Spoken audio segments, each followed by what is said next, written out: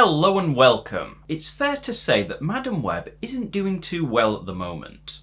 Ugh, really isn't, is it? But is it deserving of that? Starring Dakota Johnson as our protagonist, Cassandra Webb, the film is an origin story for the Marvel character, Madam Web. This film is the latest in Sony's doomed series of live-action Marvel films that aren't actually Spider-Man films, consisting of Venom, Venom Let There Be Carnage, and Morbius. So already it's not a good series of films, ranging from it's okay, to downright awful.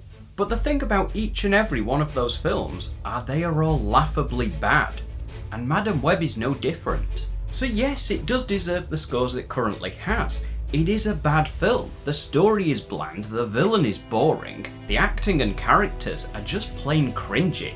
But that's what you can laugh at. New York City's a whole new level of crazy these days. Let me tell you something before I dive into the review properly. I went to see this film on my own on Wednesday on its release date and I was bored to tears. I didn't enjoy anything about it. I was really tired after work, wrote an incredibly negative review, and then a few days later my friend says, do I want to see it again? Because we usually go to the cinema on a weekend and we just have a laugh at whatever film we see, whether it's good or bad. And that's exactly what we did. Every bit of cringy dialogue, stupid decision any character made, and just pretty much everything about the film, we just laughed and joked about it. What I'm saying is, if you go into this film with the right mindset of just laughing at a bad movie, you can actually have a decent time with this, for all the wrong reasons. Anyway, let's talk about the story. The bad guy of the film. Dull, uninteresting, bland, pretty much whatever synonym you want to use for the word boring, is trying to save his life by killing 3 teenagers. You see, this villain has Spider-Man powers and even a black Spidey suit, which I think is a little on the nose. Every night he has the same nightmare. One day in the future, these 3 women with powers come to kill him and they succeed. And he believes this is a premonition, and he uses the best of technology to identify who these people are as teenagers before they get their powers to try and kill them so he can change his fate. The problem with this is we really don't know anything else about him other than the fact he's desperate to save his life. Let us get to know his character a little bit more. Who is he? What is his background? What does he want to achieve beyond just saving his life? He keeps saying that they're going to take away everything I've built up. What is it that he's built up? Is it a company? Is it his fortune? Is it the fact that he's got powers? And above all else, why does he think they're going to kill him? I mean, we know he is a bad guy because we see him do a bit of murder at the start, but that wouldn't have affected these 3 women all these years later wanting to kill him.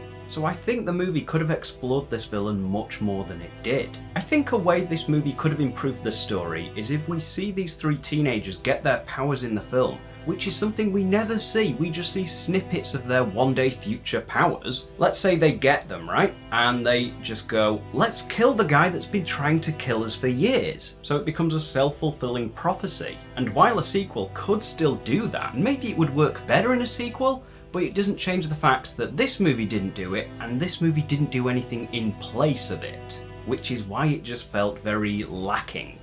Which brings me on to the teenagers themselves. Unlike the villain, I thought the acting behind these 3 characters was much better. The characters themselves, though, were very two-dimensional, which now I think about it might be a bit too much of a compliment. We've got an angsty one that's afraid to be told off, and the other one is somewhere in the middle. That's their characters in a nutshell. So again, more characters that fall victim to bad writing and just a lack of development. Now, Madam Web, as I said before, played by Dakota Johnson, I thought her performance was somewhat decent. Definitely held back by poor writing and direction, which to be fair is the case across the board in this film. All the dialogue is so cringy, it's amazing that they say it with a straight face. Her powers are that she can see snippets of the immediate future, and she sees this man, this evil spider guy, trying to kill these 3 teenagers, who all just so happen to be on the same train at the exact same time. Ooh, fate put them there. Ooh. Yeah, but Mr. Evil Spider Guy, let me ask you this. Why did you walk onto that train to try and kill them while not wearing your mask? You're clearly rich, you're probably a successful businessman, and maybe even a public figure. Someone is going to recognise you. Or at least, you know, the CCTV footage. Basically, I'm trying to say he's a bit of an idiot. Especially considering when he then goes to attack them again, he's wearing his costume.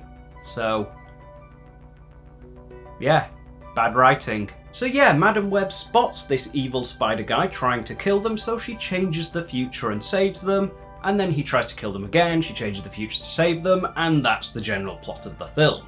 All while, Cassie tries to figure out why her late mother, who died during childbirth, decided in the later stages of her pregnancy to go wandering through the jungles in Peru, which resulted in Cassie having a lot of resentment towards her mother as she grew up in the foster system. And this does get resolved throughout the film, but personally I found the resolution to be weak, predictable, and served as a distraction to the plot rather than a meaningful slice of character development. But let's talk about the Peru jungle parts of this film. Love the trees and beautiful scenic views, an excellent holiday destination. Also, it has a tribe of people with Spider-Man powers. The movie claims that this is where the super spiders come from that will one day bite Peter Parker, who we actually see being born at the end of this film.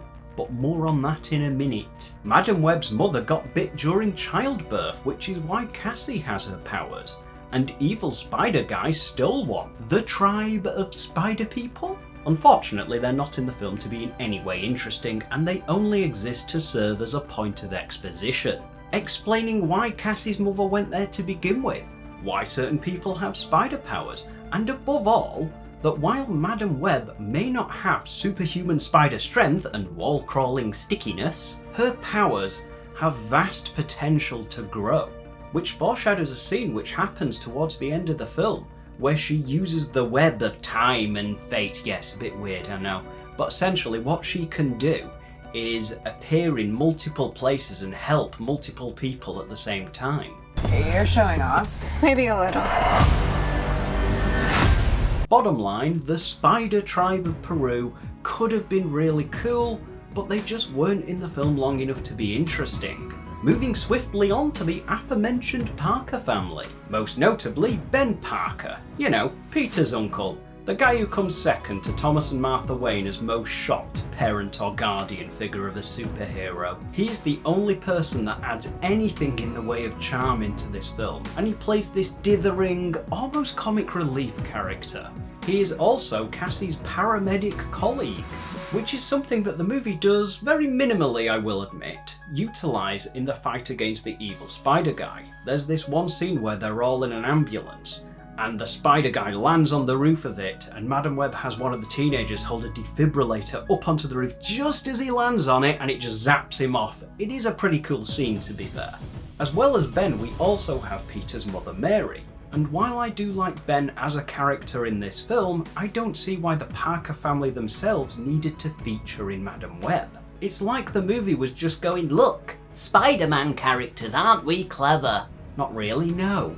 They could have still had these exact characters in the film, but I think they should have been smarter with it. Let us work it out for ourselves. You've got Ben, you've got his sister Mary, you've got her husband Richard, who doesn't actually appear in the film, but he is mentioned, and obviously they have a baby. That's enough for us to work out that maybe they're the Parkers. All the names line up, the relationships line up. It could have been a cool Easter egg, but instead they just kind of shove it in your face. Either way though, it's not a huge problem, it's not a massive detractor or anything, it's just unnecessary filler. The effects though, blimey, they were bad. It looks like a 2000s TV show. The action scenes with Evil Spider Guy were just a yawn fest, and the finale of the movie? Wow. The finale had lots of fireworks and terrible particle effects. What it looked like was someone had a trial of Adobe After Effects and found the particle playground tool and was just messing around with it, and then one of the producers came in and went, hey, look at that! Yeah, put that in! Now!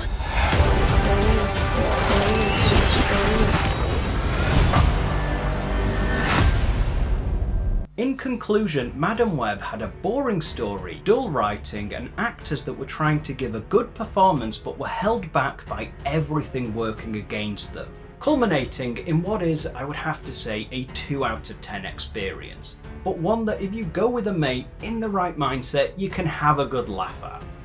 But what I will say is, if you're the kind of person that doesn't enjoy laughing at bad movies, I would definitely recommend not going to see this one. I hope you've enjoyed today's video. If you have, please hit those like and subscribe buttons, and I will see you next time.